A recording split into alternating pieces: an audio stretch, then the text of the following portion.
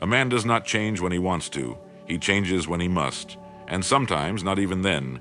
Have you ever asked yourself, what force keeps you where you are, even when your soul is aching to move? Most people, when they decide it is time for a change, begin with what they can see. They start by rearranging their schedules, setting goals, downloading new apps, or joining new groups. But have you ever planted an apple tree and expected oranges to grow? Of course not. Yet that's exactly what we do when we try to change the outcomes in our lives without first tending to the cause, the root beneath the soil. The outer world is nothing but a reflection of the inner world. Like a mirror that never lies, it simply reflects what's already there. A man who wishes to change his life must begin not with his habits, but with his heart. Not with his environment, but with his essence.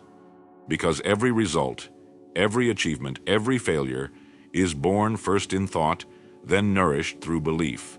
And only after that does it manifest as action. Consider this: a tree does not struggle to bear fruit when it is planted in fertile soil, well watered, and given sunlight. The fruit is the consequence of its conditions. Likewise, the results you see, or fail to see, are not accidents. They are the fruit of your inner conditions, your beliefs, your standards, your quiet expectations. If you've been stuck, ask yourself, am I treating symptoms or am I treating the cause? Are you fighting with time management when what you truly lack is clarity? Are you adjusting your schedule while ignoring your self-worth? Are you chasing more knowledge when what you need is courage? One of the most dangerous traps is the belief that outer effort can compensate for inner confusion. A man may rise early, work hard, and read every book on success, but if he still sees himself as unworthy, all his labor becomes like planting seeds on concrete. True change is not decorative. It is foundational. Let me tell you about a young man I once knew. He had all the tools, intelligence, opportunity, even charm, but year after year he would fall just short. He tried new jobs, new routines, new mentors, but the pattern never broke. Until one day he stopped and asked a different question. Not what do I need to do, but who do I believe I am? That question opened a door. He saw for the first time that he was still living with the identity of a boy who had once been told he would never succeed, and every new effort was secretly aimed at disproving that old belief. Not fulfilling a new vision. He had been reacting, not creating, surviving, not building. Once he confronted the root, the fruit began to change. You see, nothing blossoms until the soil is broken, no growth without depth, and no change is real until it reaches the unseen, the root, the identity, the self.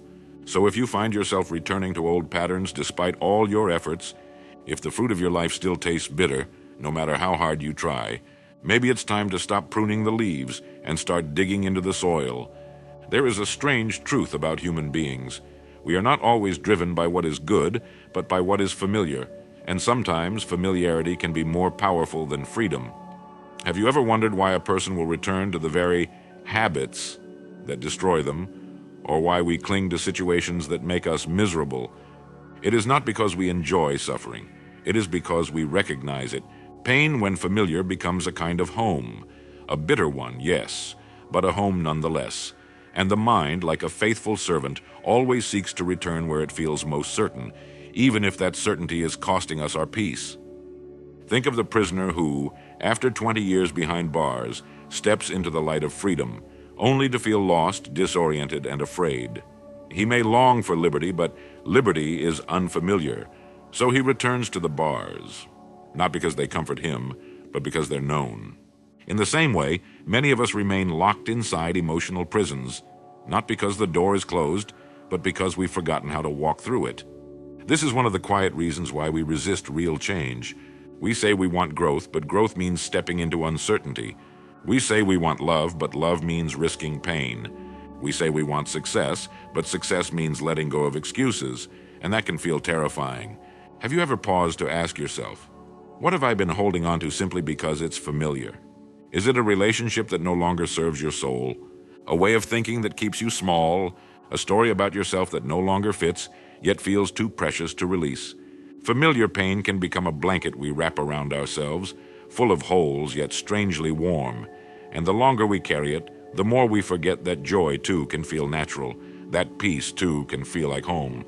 I once met a woman who had suffered deeply in her early life. She wore her pain like armor. She was sharp, guarded, brilliant, but always on edge. When offered kindness, she grew suspicious. When praised, she flinched. Her world had been built on survival, and any invitation to thrive felt like a trap. It took her years to realize she had confused vigilance for strength. And when she finally dropped her guard, she discovered that gentleness was not weakness. It was liberation. We do not fear change as much as we fear the unknown. And when pain becomes known, it masquerades as safety. So ask yourself, have I made peace with discomfort because I'm afraid of what peace might demand? The path to change doesn't begin with willpower. It begins with truth. And the truth is, you are not meant to live in pain, even if it feels like home. You will never rise above the image you hold of yourself. That quiet mental picture, the one no one else sees, governs every step you take, every risk you avoid, every door you feel worthy to knock on. Have you ever noticed how two people given the same opportunity respond in opposite ways? One leaps, the other hesitates. One thrives, the other withdraws. The difference is not the opportunity, it is the self-image. We do not act according to who we wish to be. We act according to who we believe we are. A man may read every book on leadership, attend every seminar on confidence, and still feel small in his own presence because deep down he sees himself as unworthy. So when life presents a moment of possibility, he shrinks. Not because he lacks skill, but because he lacks permission from himself. The self-image is like a thermostat. You may temporarily raise your performance like heating a cold room, but if your inner setting of your identity remains low, you will always find a way to return to the familiar temperature. This is why people sabotage their success, not out of malice, but out of mismatch. The outside begins to exceed the inside, and the mind rushes in to restore the normal. Have you ever caught yourself saying, "This just isn't me," when things go right, or "I'm not that kind of person," when someone offers you more than you're used to? That's your self-image defending its territory. You see, the mind will fight to preserve what it believes is true, even when that truth is a lie. I once heard a story of a young man raised in poverty, surrounded by limitation. He worked hard, rose through the ranks, and one day became a millionaire. But within a year, he lost it all. Not by accident, but by slow, unconscious sabotage. He overcommitted, missed deadlines, ignored advice. Why? Because deep down, he still believed he was poor. His bank account had changed, but his identity had not. And so, like water finding its level, he returned to what felt familiar. The only way to rise is to raise the picture. So how do we change that image? Not through fantasy, but through deliberate evidence. Each time you keep a promise to yourself, your self-image adjusts. Each time you speak up, take a risk, act with integrity, your mind takes note. It says, perhaps I was wrong about who I thought I was. And slowly, the picture begins to evolve. So I ask you, what do you believe you deserve? What do you believe you're capable of? Because whatever that belief is, it is already shaping your destiny. Not loudly, not dramatically, but silently, like an architect drawing blueprints in the dark. The world will never outgrow your self-image. And if you want to build a higher life, raise the image first. There's a kind of illusion that traps even the most well-meaning among us. It is the belief that movement equals momentum, that effort equals evolution. But motion by itself is not progress. A rocking horse moves, but it never goes anywhere. Have you ever found yourself busy all day, yet no closer to what you truly want? This is one of the great deceptions of modern life. We glorify action, but rarely question its aim. We say, "I'm working hard," or "I've been doing a lot," and we feel proud of the motion. But pause for a moment and ask, toward what? Because energy, when unexamined, becomes a distraction. And activity, when divorced from clarity, becomes a form of avoidance. Some people stay busy to avoid thinking, others to avoid feeling, and many, perhaps most, stay busy to avoid deciding, because a clear decision has weight. It demands commitment. It removes the luxury of wandering. And for some, that's more frightening than failure itself. I once met a man who had notebooks full of plans, journals stacked with ideas, routines fine-tuned to the minute. But his life remained strangely unchanged. Why? Because none of it was pointed. He was always preparing, always learning, always adjusting, but never leaping. He mistook motion for transformation, and years slipped by in a haze of good intentions. True progress begins when we stop asking, "What more can I do?" and start asking, "What am I avoiding?" Sometimes the next step is not to do more, but to do less with more clarity, to cut away the noise, to stop attending every meeting, reading every book, chasing every opportunity, because you don't need more activity, you need more direction.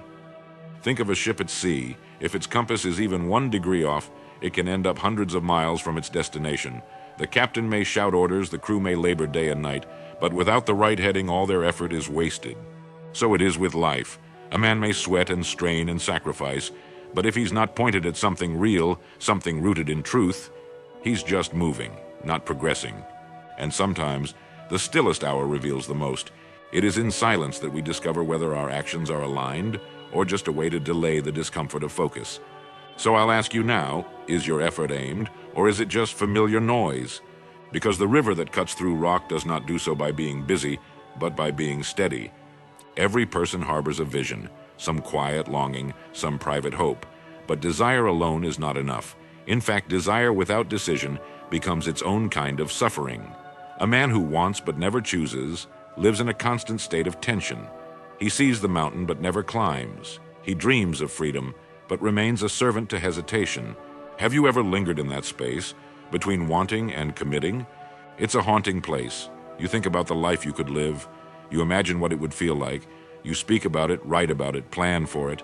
But until you decide, truly decide, it remains vapor. The world does not respond to wishes. It responds to will. And will is forged in the fire of decision.